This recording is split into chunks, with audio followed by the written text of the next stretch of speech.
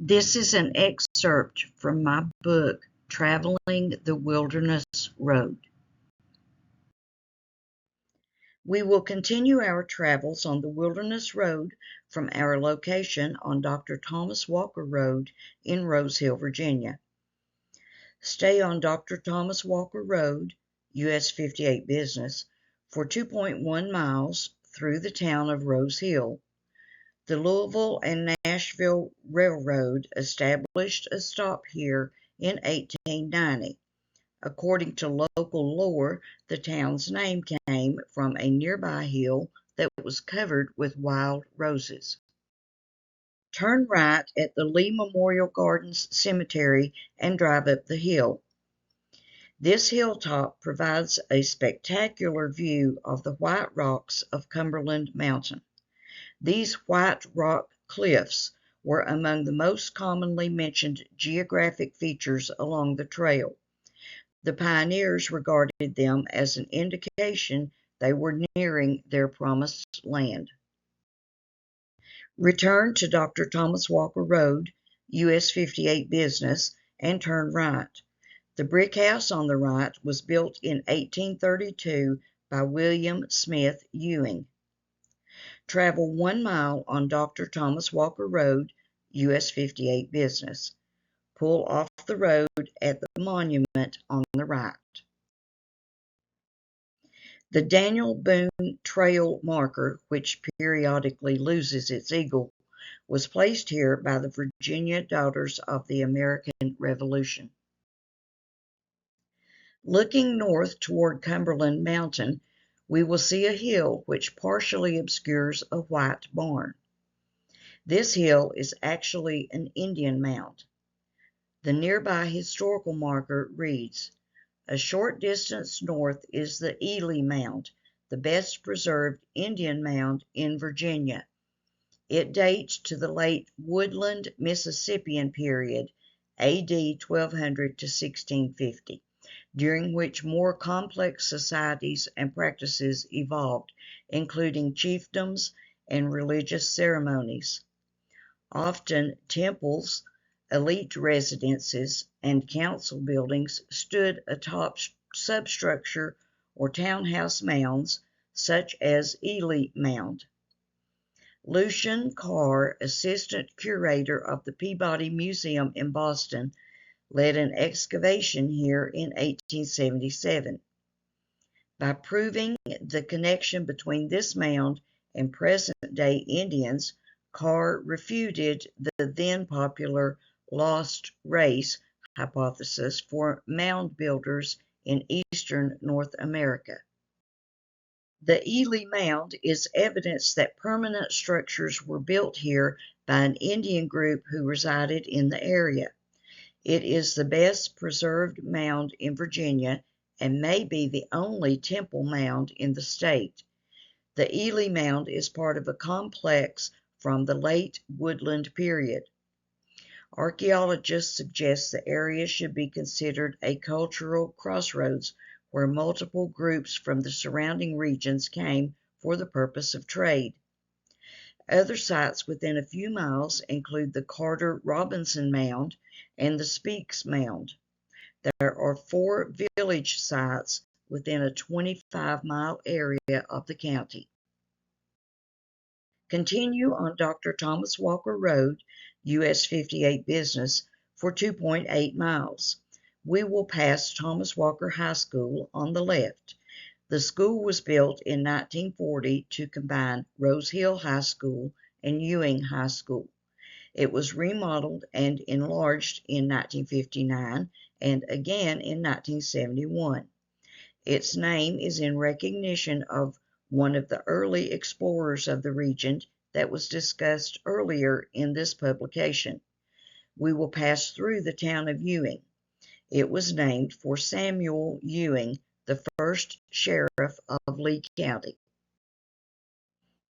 Pull over to the right at the White Rocks historical marker. The marker reads, "The cliffs to the north were a familiar landmark along the Wilderness Road, which was blazed by Daniel Boone in March 1775 and which was the principal route from Virginia to Kentucky. They are part of the Cumberland Mountains. The 500-foot cliffs offer visitors a 360-degree view of the surrounding area. Yes, there is a trail, but a hike to the top of Cumberland Mountain will have to wait until another day. Stay on Dr. Thomas Walker Road, US 58 Business, for 0.8 miles to the intersection of US 58. Turn left onto US 58 and travel 0.6 miles. Turn left onto Cowan's Mill Road, Virginia 698, and go 0.1 mile. Pull over to the left at the mill. This is private property, so do not trespass. The original mill was built here on Indian Creek sometime between 1878 and 1890 by Moses S. Ball and was called Ball Mill. It was purchased and rebuilt in 1935 by Joe Cowan. Return to US 58 and turn left. Travel 1.8 miles. This area was settled around 1790 by Captain David Chadwell, who established a fort here known as Chadwell's Station. It is not known whether it was a fort house or a stockaded fort, but it was a stopover for travelers on the Wilderness Road. A wooden fence follows along the right side of the road. This is the DeBusk Angus Farm and the Lincoln Memorial University Veterinarian School. After we pass the farm, turn into the paved parking lot on the right. This is the east end of a hiking, biking, and horseback riding trail. The trail goes westward through Wilderness Road State Park. The 10-mile trail lies on an old railroad bed. We can get a view of Cumberland Mountain here as well. Travel on US 58 for 2 miles. Pull over on the right in front of Carlin Mansion. If the gate is not open, there is still enough room to park the car and get a photo of this stately mansion.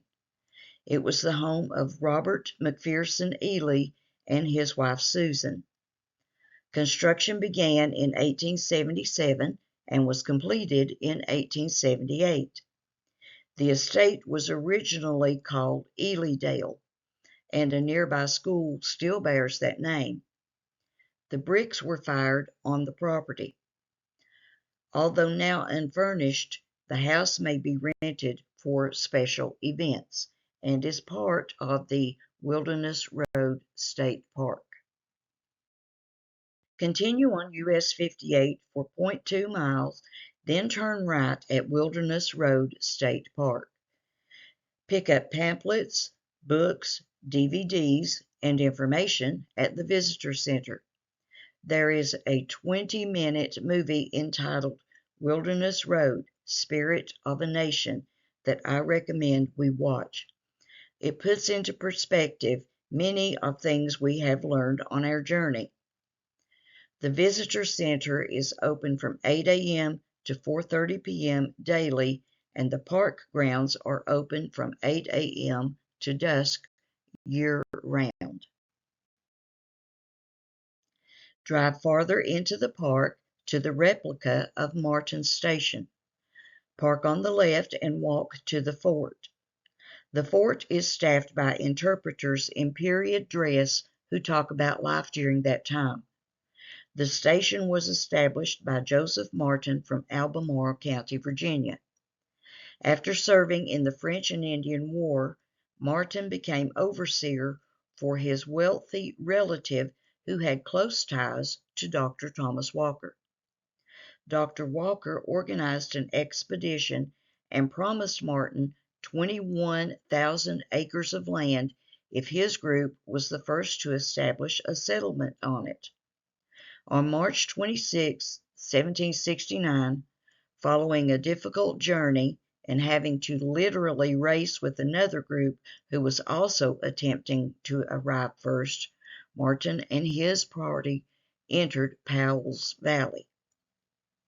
Joseph Martin and the members of his expedition built cabins and planted a corn crop, thus establishing their settlement near the present-day town of Rose Hill. After an Indian attack in the fall of that year, the station was abandoned. Martin and his group returned to Albemarle County, but they kept the title to their land. Martin and 16 to 18 men returned to Powell's Valley in 1775 and built a more permanent station. Richard Henderson spent several days at Martin's station in the spring of 1775 as he was on his way to Kentucky. Daniel Boone spent 1 to 2 days at the station in 1775 or 1776 as well. The fort was described as, on the north side of Martin's Creek, there was some 5 or 6 cabins, these built some 20 feet apart with strong stockades between. In these stockades were portholes. The station contained about half an acre of ground.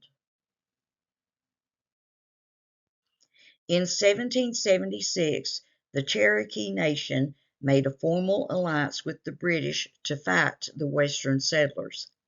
Led by Dragging Canoe, their fiery war chief, war parties of Cherokees began to harass Martin's station as well as others in the region. By June of 1776, the pressure became so great that Martin and his group were forced to abandon the station. Most of the other forts in the Holston militia did the same. In 1783, the governor of Virginia directed that a fort be built at Cumberland Gap. Joseph Martin returned to Powell's Valley in the fall and built a new or lower station on Station Creek, 2 miles from Cumberland Gap. It should be noted that there are 2 streams named Station Creek in Lee County. One is in the eastern part of the county near Wallens Ridge, where Rocky Station Fort House was located. The other is here in the western end of the county. Martin's lower station was a blockhouse rather than a stockaded fort. Martin's lower station was the last fortified station along the Wilderness Road before reaching the land in Kentucky. Some residents of western Lee County claim that James Boone, Henry Russell, and the others in their party were slain on Indian Creek near here in 1773. In fact, a marker designating the location of the event was placed on the banks of Indian Creek in 1951 by a private citizen. The existence of another Station Creek at this end of the county probably led to the confusion. Note, I did not find the fort grounds and structures to be handicapped accessible. The fort is closed during the winter season.